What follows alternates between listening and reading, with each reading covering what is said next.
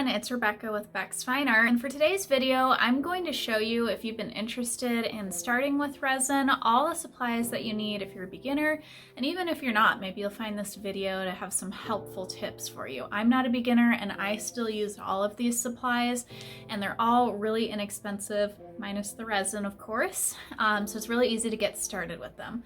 So let's go ahead and look at the supplies. I'll go over any of my tips for using them as well as why I use them. So here's your basic resin setup, and this is more meant for beginners, although I'm not a beginner and I still use all this. I just like usually to use the cheapest and easiest. I'm not totally into getting the highest end or things that I think are unnecessary just because it's for resin. So let's go ahead and get started. So this is the resin that I use, and I'm going to make a separate video talking about different resins I've used in the past and why I like this one the best.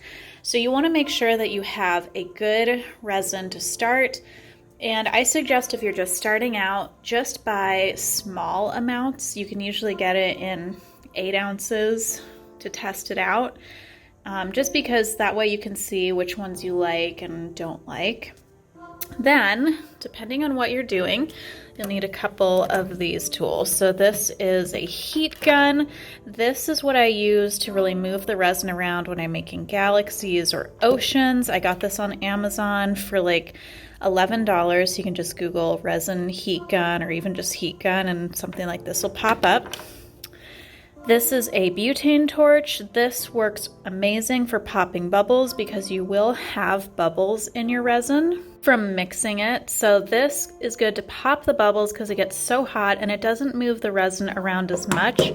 You can also do it with a heat gun, but then you run the risk of moving the resin around versus just popping the bubbles.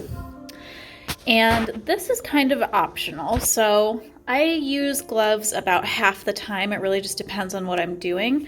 So maybe rubber gloves. There's also these cool little finger gloves that you may have seen in some of my other videos. Just goes right on your fingers. So this is good for like if you're just spreading resin out. You really don't need to waste a whole rubber glove. I kind of like it just because it's a little bit less waste than using a whole glove, because you really can't reuse them once you get resin on it.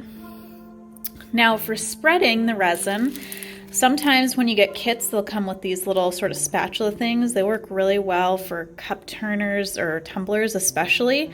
Another simple thing that I have used in the past is just a Post-it note or a piece of cardstock to spread the resin out. You really don't need anything fancy for that. You can also just use your gloves and spread it out if you're just doing like a clear layer. Then to mix, I usually just use Dixie Cups, but you can also get little measuring cups like this.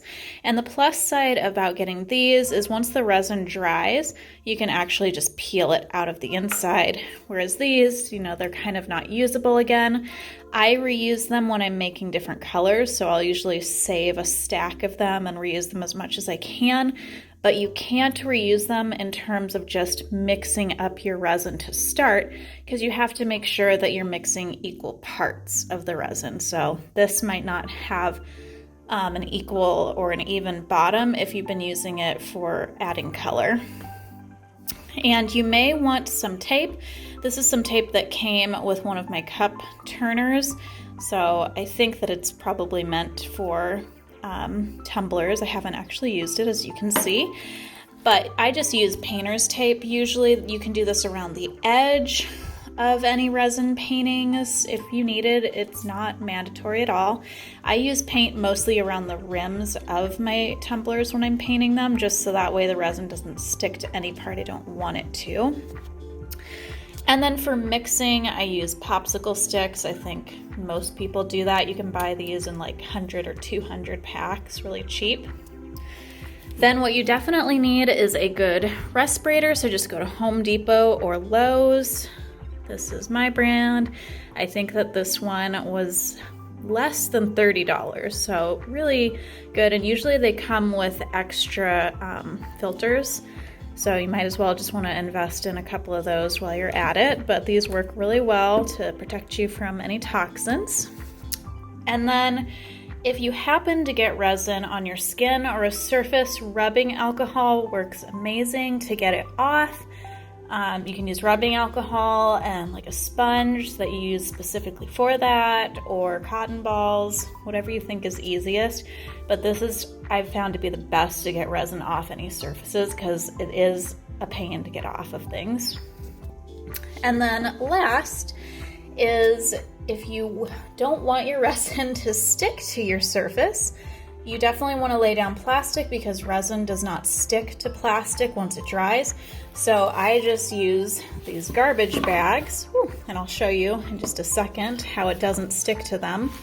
I just use garbage bags and I just keep using it till basically I think it's not usable anymore, but you can literally just peel the resin right off the top of it and it protects your surface really well. So here's my little cup turning cart that I have right now. It's been stored in my closet when I'm not using it. So you can see I put the cup turners on top of a plastic bag. Here's a big chunk of resin that dripped off. And then you can just peel it off to create another even surface again. And if you're going to be doing tumblers, I highly recommend getting a cup turner and various sizes of these foam pieces. You don't have to have a cup turner, but it does make it a lot more even as the resin dries. But I've done it for a while with just putting my cups on top of Dixie Cups, and that's been totally fine. These aren't expensive at all. They're maybe like $25 on Amazon. They come disassembled, but they are super easy to put together. Very simple, 100% worth it if that's what you're going to be working on. All right, so my last tip for starting with resin is definitely make sure that you're in a well-ventilated area, even if you're using a respirator. And I do highly suggest that you have a room with a fan, even if it's just a portable one. That way, you're getting the airflow. If you can vent through the windows too, that's always helpful as well. Obviously, now that it's a little bit colder outside, it's a little bit harder. You definitely need to make sure that you're in a little bit warmer area too. So unfortunately, you can't do this outside if you're in a colder part of the country or like on an outdoor enclosed porch, because the resin has to usually be in the high 60s to mid 70s to be able to cure properly. So you need to make sure that if your house is cold, or if you're in a cold area, you have a space heater and you've got that room warmed up and have the resin warmed up before you start using it. If you have any questions about any of these supplies or just anything about resin in general, please leave that in the comments. I try to get to all of them. And as usual, make sure that you like and subscribe. See you next time.